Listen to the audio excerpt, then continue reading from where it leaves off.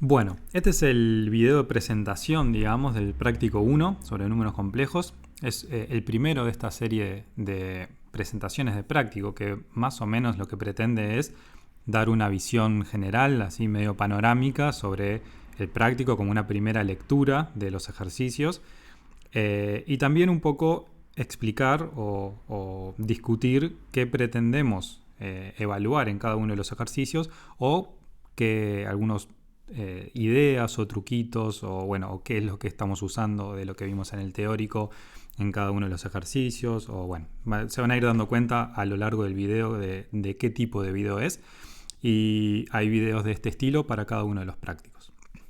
Entonces empecemos.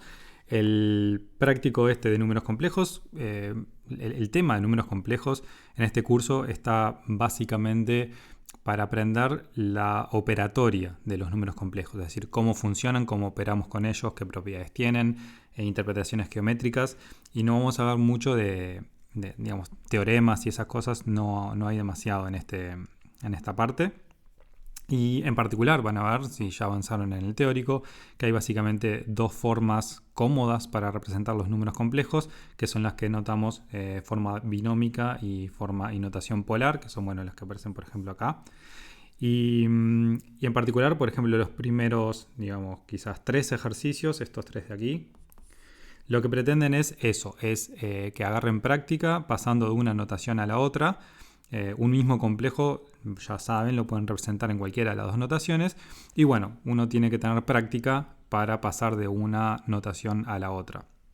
En particular, quizás el 1 no sea tanto así, pero en el 1 es más para familiarizarse con qué es lo que pasa cuando uno agarra la unidad imaginaria i y la eleva a i al cuadrado, a la 3, a la 4, al 5, a la 6 y reconocer cuál es el patrón que aparece ahí.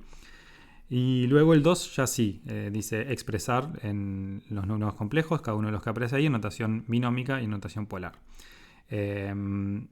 Si todavía no vieron la notación polar, arranquen haciendo la notación binómica y después vuelven al ejercicio a escribirlos en notación polar. Y quizás acá lo que vale la pena es comentar que aprovechen, por ejemplo, el C y a ver cuál más, y para ejercitar eso de cómo dividir, o sea, cómo multiplicar y dividir entre el conjugado de este caso 1 más i, o sea, uno acá en este caso multiplicaría por 1 menos i, arriba y abajo, para que en el denominador le quede un número real y les quede más cómodo para concluir la notación binómica de ahí. Pero bueno, en este ejercicio es básicamente eso, reducir algunas expresiones, hacer distributiva en estas, usar la parte del ejercicio 1 en de acá, lo que les comentaba recién en este y en este. En este es parecido a en algún sentido, etc. El 3 es parecido, pero los números estos complejos, por lo menos en el A, B y C, están dados utilizando algunas cosas de la notación polar. El E a la I es típico de eso. Voy a borrar un poquito acá. El D no, pero tiene algo, porque si ya avanzaron un poco en esto, una de las cosas que les tiene que quedar clara es que hay alguna notación entre la binómica y la polar. Hay una que es cómoda para hacer algunas operaciones, por ejemplo sumas y restas, y hay otra que es cómoda para hacer otras operaciones, por ejemplo multiplicaciones o potencias. Entonces, piensen bien cómo acá tienen que elevar algo a la 100. Entonces, piensen que quizás este número de acá, el 1 más i, tengan que reescribirlo de alguna manera para que esto les quede cómodo de hacer. Esos son los 3 primeros. El 4 ya es distinto. El 4 ya no tienen números complejos, digamos, específicos, sino que tienen que probar una serie de propiedades sobre el módulo de los complejos. En particular, por ejemplo, que el módulo de un complejo es igual al módulo del conjugado, o que el producto se porta bien, que el módulo se porta bien con el producto, mejor dicho. Esto que es en definitiva la propiedad triangular, ¿no? Uno tiene dos complejos, Z1, Z2. ¿no? Uno puede pensar que estos son así, y lo tiene la suma, ¿no? Que la suma, ya saben, es la suma que conocen siempre, y entonces lo que dice esto es que el módulo de la suma, o sea el módulo de este complejo de acá, es menor o igual que el módulo de más el módulo este, que lo pueden pensar acá también. Entonces es exactamente la desigualdad triangular esa. Que después, bastante más adelante, sobre la mitad del curso, vamos a retomar bastante estos temas. Bueno, el ejercicio 5, salvo la parte A, que es de alguna manera parecida al comentario que hice de este de acá, que es que, bueno, elijan bien qué notación usar para el 1 más i, el 1 menos i, porque tienen que elevarlo a la n después. Pero más allá de eso, las partes B, C y D son básicamente trabajar con las raíces enésimas de un complejo. El B y el C, las raíces enésimas de la unidad, las raíces quintas de la unidad, las raíces décimas de la unidad. Es decir, cuáles son todos los complejos que cuando los elevamos a la 5 da 1. Bueno, eso está escrito acá. En el caso del C, los complejos que elevamos a la 10 dan 1. Ya saben, en este caso tiene que tener 5 soluciones, en este caso tiene que tener 10 soluciones. Y después la parte D es parecida, pero no son las raíces de la unidad, sino que son las raíces de este otro complejo. 8 por raíz de 3 menos i, lo que sea, las raíces sextas. O sea, son todos los números complejos que elevados a la 6 dan este complejo que está acá. De vuelta, esto tiene que tener 6 soluciones. Bien, ¿qué más? El 6 es bastante interesante porque es un ejercicio de interpretación geométrica de qué quiere decir el módulo, qué quiere decir la parte real, qué quiere decir la parte imaginaria en la representación del plano. Entonces, por ejemplo, acá lo que tienen que manejar bien es, bueno, para el A y el C, por ejemplo, que pensemos algo que no está acá, pero cuáles son los complejos que tienen módulo 1, ¿sí? Los complejos dibujados en el plano que cumplen que el módulo de z es 1, son los que están en una circunferencia, bueno, más o menos, ahí. Los que están exactamente en el borde, ¿no? La circunferencia es el borde del círculo. Esos son los que tienen módulo exactamente 1. Bueno, los que tienen módulo mayor que 1, qué es lo que pasa, o cómo se modifica esa circunferencia cuando uno le suma o le resta un complejo, en este caso i o menos i. Que van a ver qué es lo que es en definitiva trasladar la circunferencia. Y bueno, ¿dónde está la parte real o la parte imaginaria? Acá ya lo saben, ¿no? Esta es la parte real, esta es la parte imaginaria. Entonces, bueno, tienen que interpretar geométricamente cuáles son los puntos del plano que cumplen cada una de esas propiedades que están ahí en el ejercicio 6.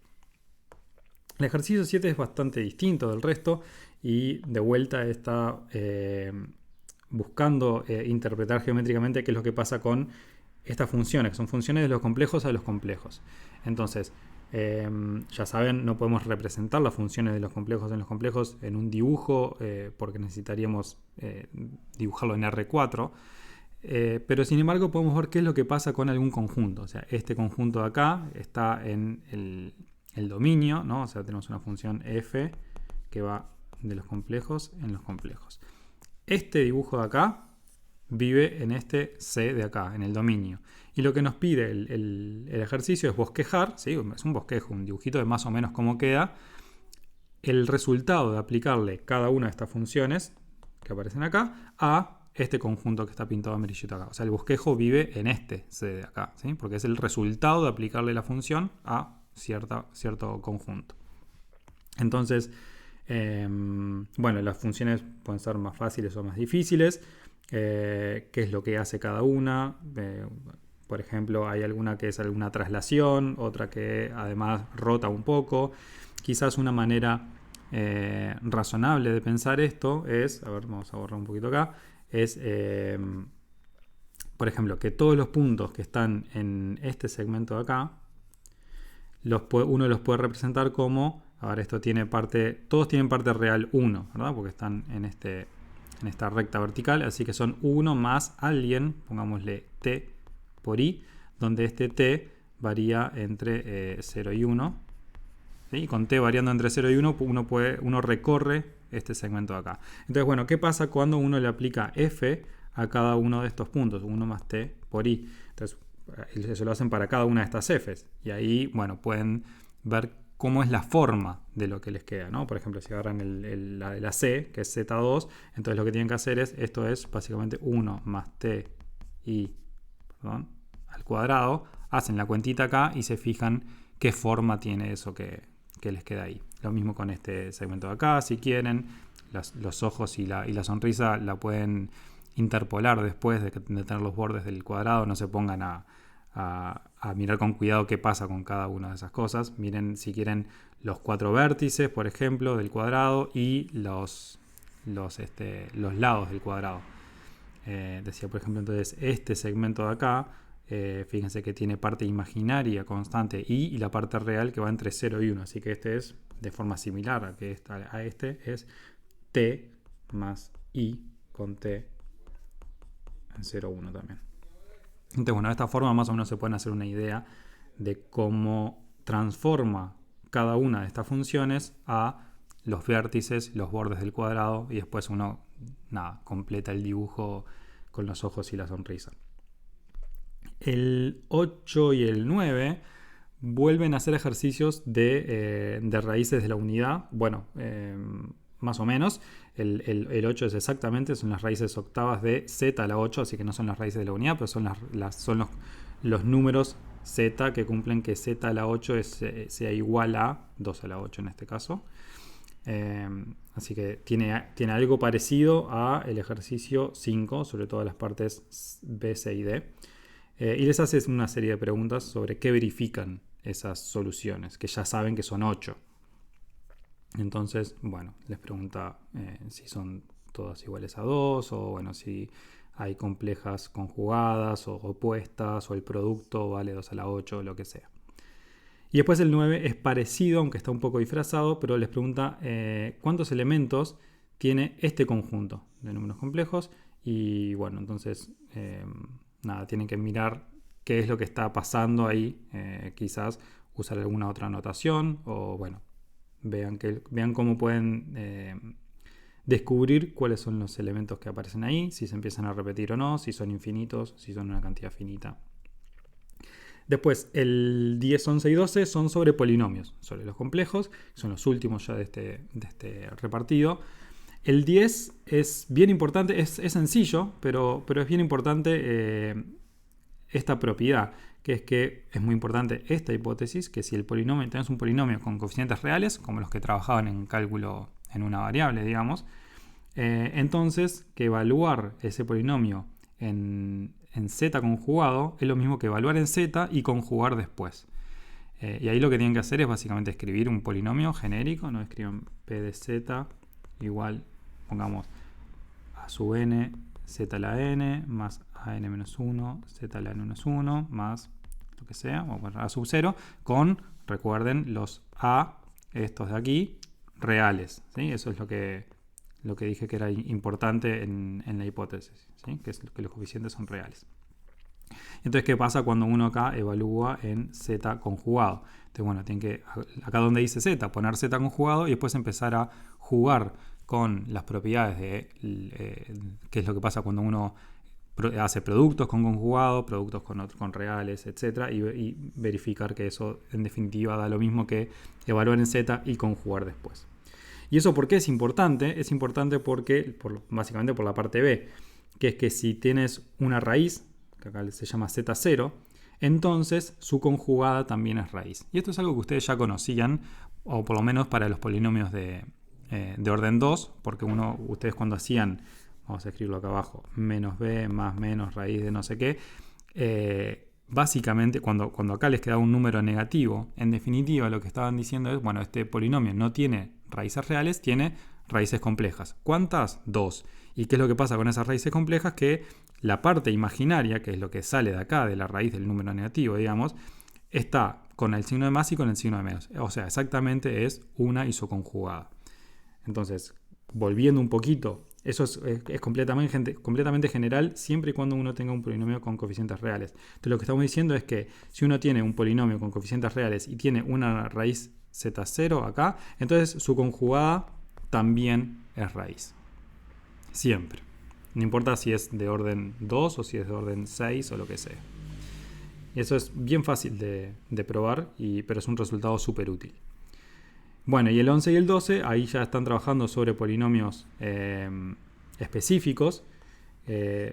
Cada vez que estén trabajando con polinomios y con números complejos, verifiquen si Si los coeficientes son todos reales, como por ejemplo acá, o bueno, en este también, pues entonces ahora ya saben que cada vez que tenga una raíz va a tener su raíz conjugada. Bien. Entonces, por ejemplo, en el 11 les da un dato, porque claro, tienen orden 4 u orden 3 acá, entonces quizás hay fórmulas para resolver esto, pero la idea es que no usen la fórmula, sino que usen en este caso, en el ejercicio 11, este dato, que es que el polinomio tiene una raíz imaginaria pura. Entonces, bueno, sabiendo una raíz, quizás usen el ejercicio anterior para poder descubrir otra de esas raíces. Y una vez que uno tiene dos raíces y tiene un polinomio de grado 4, entonces ya lo puede bajar a grado 2 y ahí ya es todo mucho más fácil. Y bueno, el ejercicio 12 ya tienen 3 afirmaciones sobre este polinomio que tienen que estudiar, pero que más o menos sigue la misma lógica. Bueno, y solamente quizás una palabra sobre los ejercicios complementarios. El 1 está súper relacionado con lo que decía recién, que es que esa fórmula que ustedes usan siempre, menos b más menos no sé qué, también es válida para cuando los polinomios tienen coeficientes complejos ahora, ¿sí? O sea, cuando uno dice polinomios complejos es que todo es complejo, es el polinomio de los complejos a los complejos y los coeficientes pueden ser complejos. Y el ejercicio 2, que es el último que voy a comentar, básicamente lo que dice es que no existe una relación de orden total en los complejos que cumpla estos axiomas de orden de acá. Es decir, los reales están ordenados, ¿no? El 1 es más chico que el 2, el menos 1 es más chico que el 5. Y además, ese orden se porta bien con las operaciones de suma y producto, si quieren. Y acá lo que está pidiendo probar el ejercicio 2 es que en los complejos uno no puede hacer ninguna relación de orden en los complejos que se porte bien con la suma y el producto, que es básicamente lo que está escrito ahí. Y hay una sugerencia, y es que utilizar que y al cuadrado es menos 1. Entonces, bueno, fíjense cómo pueden usar eso para ver que en cualquier orden hay algo de esto que no se va a cumplir, ¿no? Eso es... Está dicho por ahí en las notas y quizás en cualquier libro que uno lea que los complejos no admiten un orden. Cuando dice que no admiten un orden, quiere decir eso, que no admiten un orden que se porte bien con las operaciones, ¿sí? Uno puede ordenar los complejos, pero cualquier orden que le ponga uno a los complejos tiene ese problema de que no respeta algunas de estas propiedades que están puestas acá. Bueno, esperemos que trabajen bien en este práctico y ya saben, cualquier cosa pueden preguntar en el foro o en los grupos de práctico.